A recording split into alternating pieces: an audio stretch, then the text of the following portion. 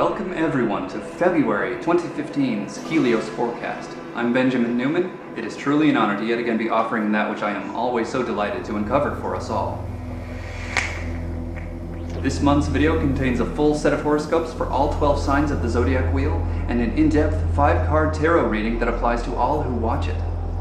Together, these free services, when taken to heart, can provide quite a substantial boost of insights, but to take it to a whole new level, and to uncover a way to understand your unique personal wiring, how to best learn, love, teach, dream, heal, etc., and to learn how to use this understanding to optimize your ever-evolving function, to educate others on how to best relate to you, and to ultimately step beyond your personal programs and into the reality of who you truly are, contact me to order a very in-depth hour-long personal audio or a 2-hour in-person phone or Skype session, both complete with 3 beautiful and informative charts that you can keep referring to for many years to come. Okay, thanks for your patience. That little intro serves as fuel for these free readings, which I really love providing.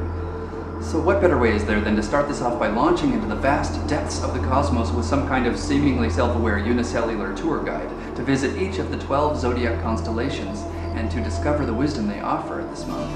Keep in mind, we all contain elements from each astrological influence in varying degrees, so it is absolutely well worth listening to the entire body of information as a whole, but certainly keep an extra sharp ear out for the following segments speaking directly to your individual sun signs and rising signs.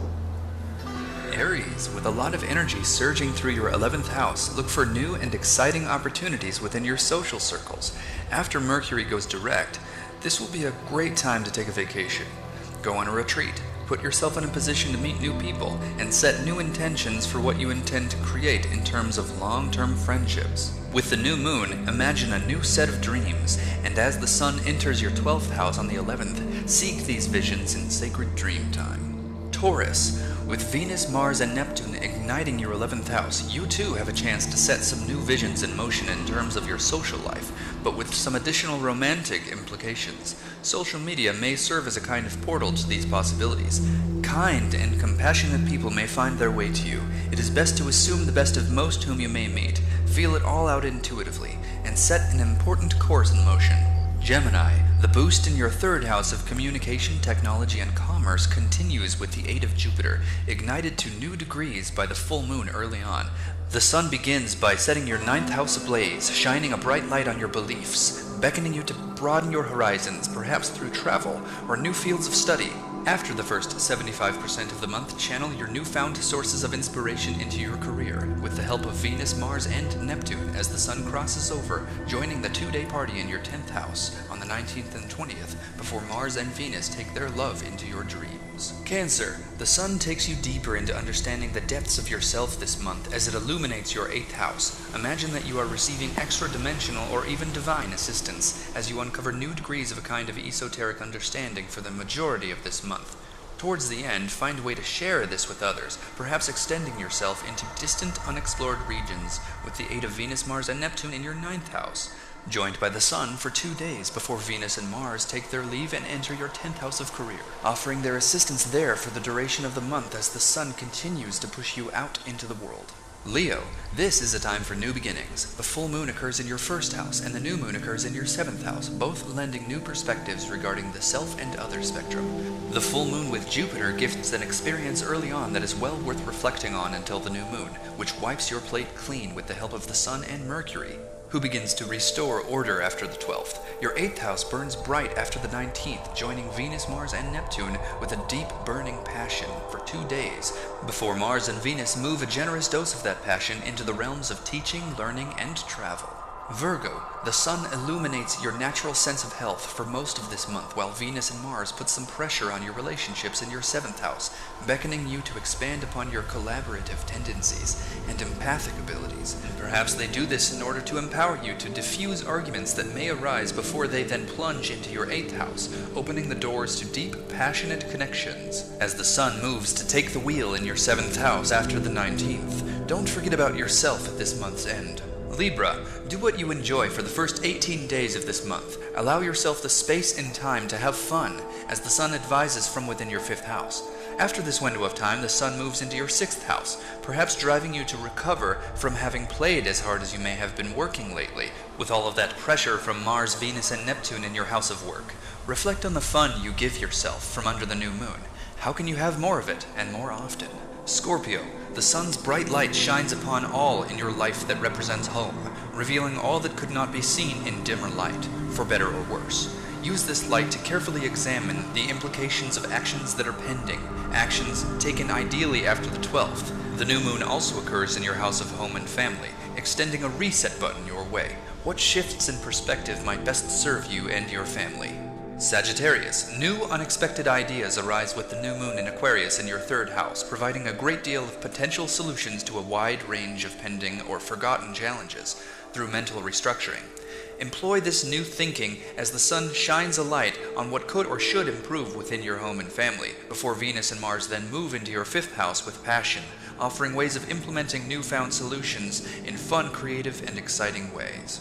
Capricorn, reflect and reassess your finances before the new moon, which occurs alongside the sun's departure from your 2nd house on the 19th, at which point you can begin to set your intentions in motion. Use the aid of Mercury, Venus, Neptune, and the sun in your 3rd house to put yourself out there to be seen and befriended. For a few days after the new moon, before Mars and Venus join Uranus in your 4th house of home and family to change things up a bit for the best, perhaps suddenly or surprisingly. Whether or not the changes are comfortable depends on what your core requires for optimum growth. Aquarius, the new moon in your sign offers a new beginning, asking what you want for yourself. Reflect on this while the sun remains in your 1st house. Then, as the sun moves up into your 2nd house on the 19th, assess how you might pull in the resources you require to manifest your new intentions. Venus and Mars will be helping you in this house as well, until the 20th, at which point they will begin to push you out into the public, whether it's to the public library in order to gather new information, to public events in order to build networks, or to the pub to meet new friends. It's all up to you.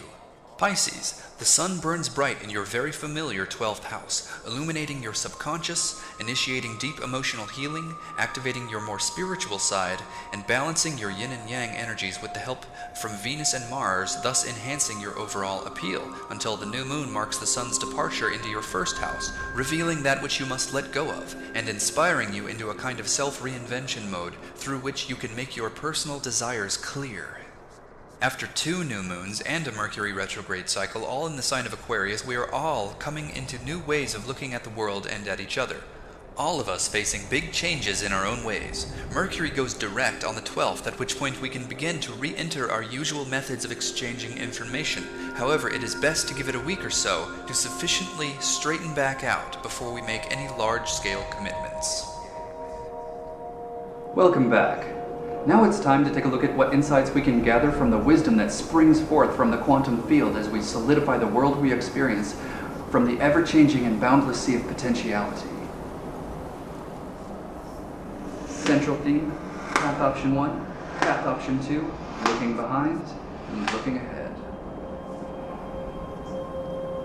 Discipline in action and mastery born from persistence brings both material rewards and wisdom. Such rewards lead to abundance in emotion, which results in abundance in spirit. The reverse is equally true. Abundance in spirit begets abundance in emotion, begets wisdom and material rewards born from the inevitable discipline in action. Assuming, of course, that personal allegiance to one's own evolution remains authentic and consistent. This card, the Nine of Pentacles, embodies the physical or material aspect of this evolving dynamic and implies an eventual reach into the other aspects. When we apply the Hermetic axiom as above so below, as below so above, we can come to understand how the appearance of any of these branches cannot be made without the others. We are all currently saturated with the subject of full spectrum abundance, no matter what fraction of the spectrum we happen to be experiencing at this time. So what advice is this card extending to us? As we all desire the full manifestation of the complete spectrum of abundance, even if we seek to shed desire itself, so long as any aspect of us seeks anything, incarnation itself being a form of seeking, we are moving towards a balance of material satisfaction and spiritual wisdom. So we would be wise to take a good look at ourselves and shine some light on whatever wealth we can find. It may be true that we are indeed worthy of recognition for this wealth, but if we are not recognized, it is enough to be pleased with it ourselves. There is wisdom in letting this be enough.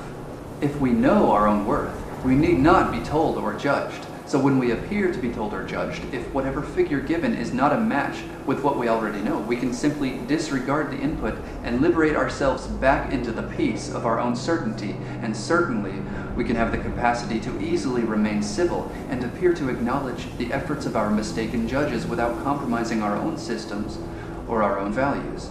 Additionally, one cannot achieve the full spectrum of abundance by simply concentrating on the abundance itself.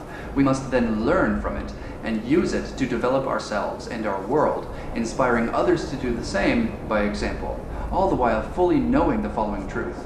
The enjoyment of our own treasures does not depend on the participation of others. It depends only on our own participation. Our relationship with this reminder will unfold along one or a mix of both of the following dimensional timelines: the Queen of Swords and the Five of Swords, both swiftly acting, sharp, cunning, brutal even, but effective. The Queen embodies the theme of mind over heart, but not without heart. Like air over water as it pushes past the sea in a high wind, generating powerful waves as it passes, the Queen is not necessarily aware of her emotional nature, but is swayed by her heart all the same, through intuitively guided truth-seeking. There is a conflict of masculine and feminine forces at work here, but not needlessly. Illusions are dissolved out of need. Truth-seeking, though tumultuous at times when confronting uncomfortable discoveries, gives way to an expanded vantage point. This is a path walked with a keen vision, piercing illusions or layers of partial truths to the heart of the matter. Arguments may take place here, or long-term conflicts may suddenly dissolve as a higher truth is realized. Given the nature of the sword cards, naturally, the Queen of Swords does not rise without a warning. As we walk swiftly along this path, slicing illusions from their roots, we must take care not to sever ourselves from our sense of compassion for those who walk less swiftly or for those who walk different paths. We must choose our words carefully and use them sparingly. The Five of Swords embodies a theme of wisdom born through defeat. Sword cards usually speak of harsh, swift, or even painful dynamics, but there is always something very valuable to learn, along with a warning. As opposed to the Queen of Swords, who speaks of illusions dissolved out of need and with keen focus, the Five of Swords tells of a current or upcoming event in which our efforts fail, revealing a personal error or a pattern of errors that are then corrected. Keep in mind, this is all happening within our growing relationship with the full spectrum of abundance, part of which requires discipline in action. To achieve mastery, one must experience thoroughly every wrong way to do every aspect of the task to be mastered.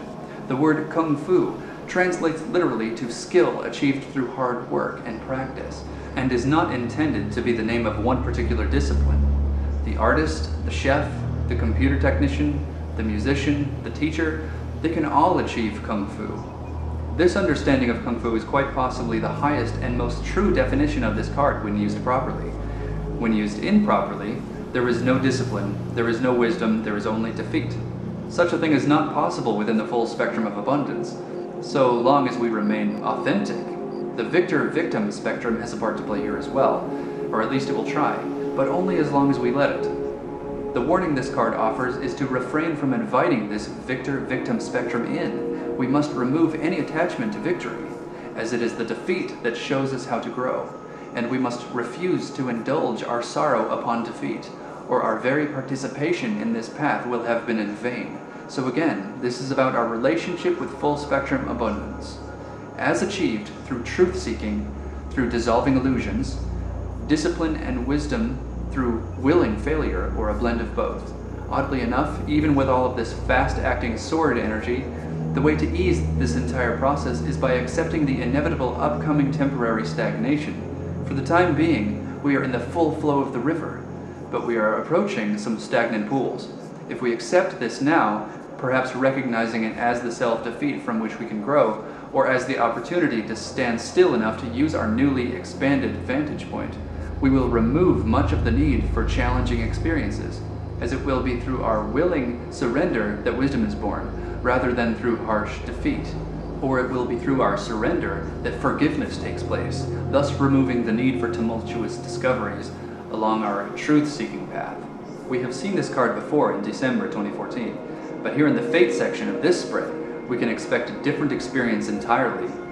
The sudden slowing of our usual energy flow should not come as much of a surprise, knowing that wisdom is on the other side. A wisdom that can lead to the experience of full spectrum abundance feels much more inviting. than it has in the past. Speaking of our past, the Six of Wands in our past section speaks very simply of one thing only, and very briefly.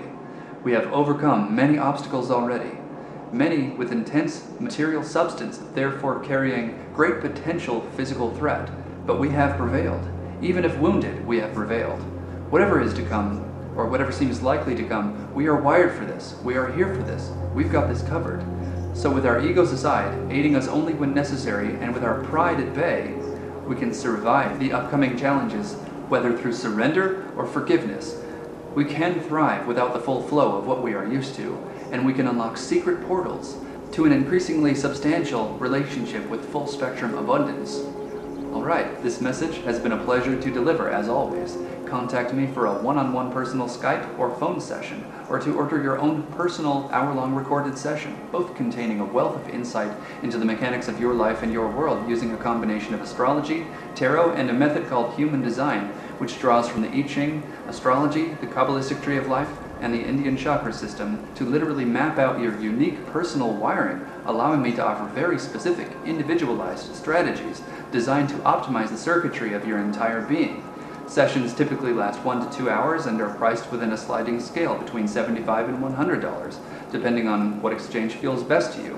And the hour-long recorded personal sessions are $50. I can do sessions or audios for groups, families, couples, you name it. So please feel free to contact me at manyfacesofhelios@gmail.com or find me on Facebook at facebook.com/heliosascending to inquire about anything. Check back next month for another forecast from Helios, your ever-evolving portal to health, expanded living, and integrative oracle science. Thank you for watching.